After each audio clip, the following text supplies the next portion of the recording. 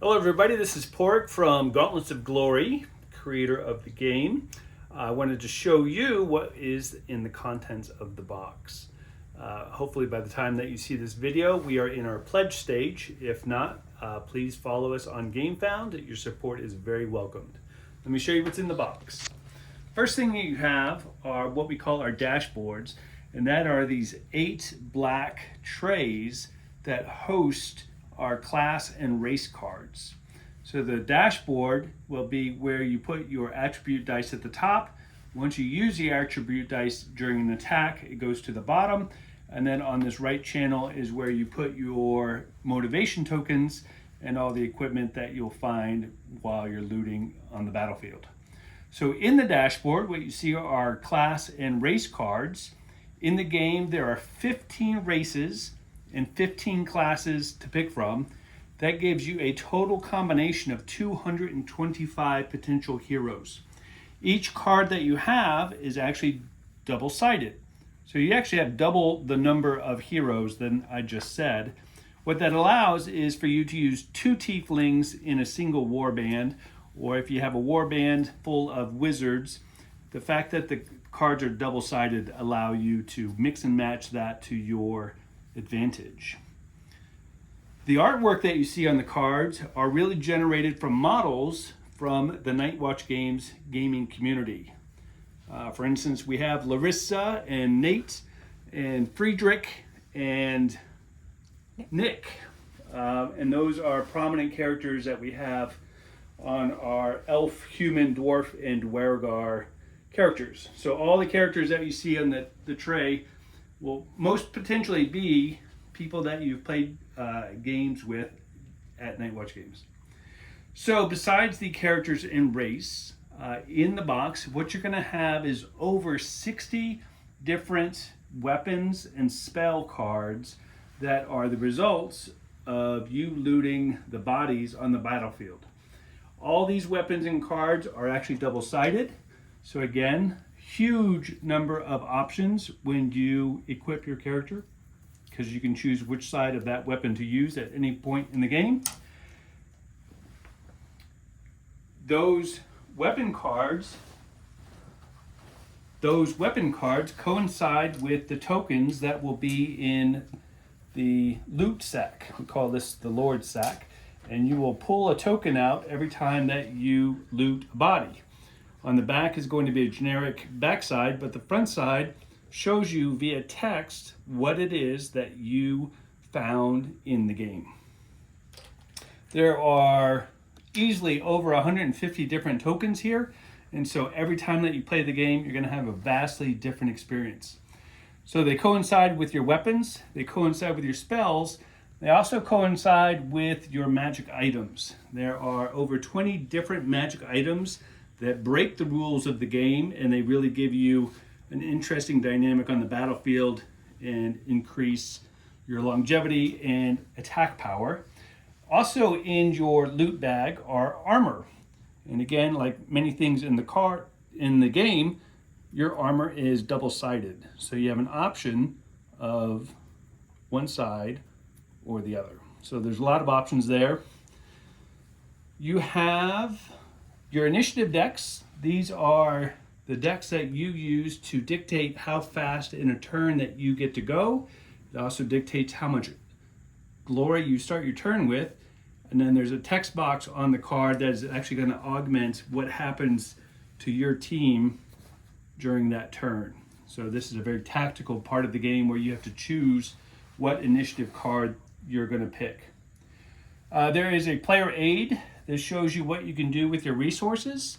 Motivation and glory are the 2 big resources in the game. That gives you the options there.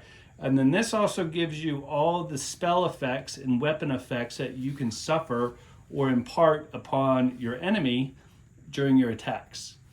If you play the game long enough, all this stuff will become second nature.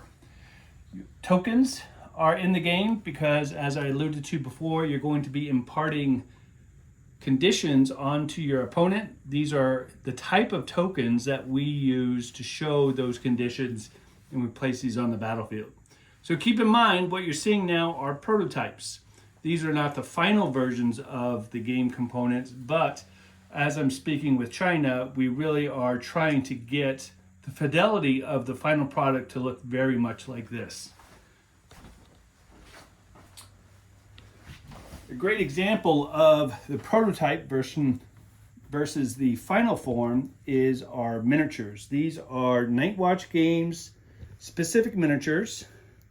We're quite proud of them. They've been sculpted by a team of sculptors, but designed by me. And right now they look really strange because they do not have heads or hands. That's part of the proprietary Night Watch Games magnetic system for your miniatures. So the bodies of these miniatures coincide with the classes of cards that you have when you build a character. A good example is this wizard is obviously a wizard, but not until we pick a race card do we know what race this wizard is. And if we wanted this wizard to be a tiefling, we would look among all these heads that are going to be provided in the box, and we would find a tiefling head, and it magnetizes straight to the body. So we immediately have a character being formed. The character still doesn't have hands. Principle in the game is you start the game under-equipped and under-armored. So you would use 2 hands that are empty, and that would show to all the other players your character does not have any weapons yet. This is a magic user, so maybe he's going to have a spell and shoot it out of his empty hands anyway. So that's what a finished character would look like, but you have all these options of heads and hands and 15 different body types to make your character. It's very modular.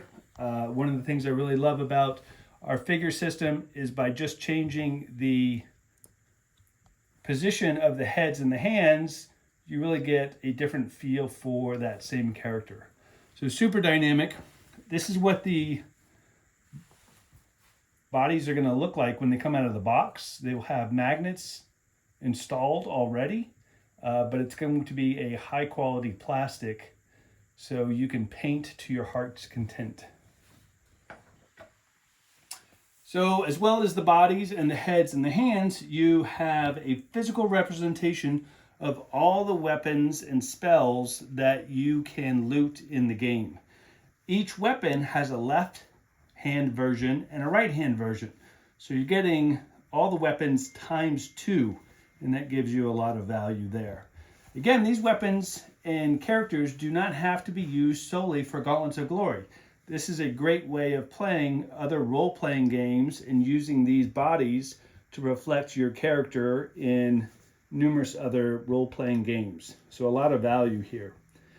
Each character has attributes that dictate their combat power. We measure their combat power by the dice that are associated with their character. And in the game, you're going to get over 100 dice for the game. You have might dice, agility dice, intellect dice, and then these are going to be defensive dice. When somebody attacks you, you get to roll those. And then the omnipresent glory dice. This is a major part of the game there. You're going to get a rule book, a lot of cool art. It's going to be very visually appealing, very much on theme, but it explains everything that you would need to know in an easy presentation as you play. So Gauntlets of Glory is a battle royale game, which means not only do you have to loot bodies to gain your equipment, and you have to defend yourself from your opponents that are trying to kill you, you're also having to do it on a time clock because the battlefield is shrinking. And we have what's called the hazardous zone, and it's going to be shown by these hazardous tokens, and these are going to move in and out of the battlefield and make the battlefield smaller or larger. So this is what you're seeing as man-eating plants. This is a poisonous cloud. This is a firewall, and then an ice wall. And the idea is that you link those together, and it makes the battlefield's boundaries that get smaller and smaller every turn. This is a typical battlefield. obviously populated by terrain that I own here, but you as the player would be responsible for providing that terrain. The game is very terrain agnostic, however. You could use anything that you own to make a battlefield, and you could justify it by saying it's a gauntlet of one of the 15 races in the game. And so anything that you own will work perfectly fine, and you can start your stories right away. I think that is everything. Actually, there's more in the game that I don't have on the table because it's still being developed. But to show the direction of that kind of development, here is a deck of initiative cards for an AI mechanism so that you can play solo against other monsters. And you can become a hero and defeat the monsters. But the monsters have their own AI deck that dictates what they do during their turn. And you'll have a lot of fun with that. So if you have any other questions about the content of the game, Pork Mall Group, please reach out. We have a website, gauntletsofglory.com. And then we also have a Facebook group that's got a lot of members in it that are really enjoying our weekly games at Night Watch Games. But most importantly, on GameFound, look for Gauntlets of Glory and hit that follow button. Thanks for your support.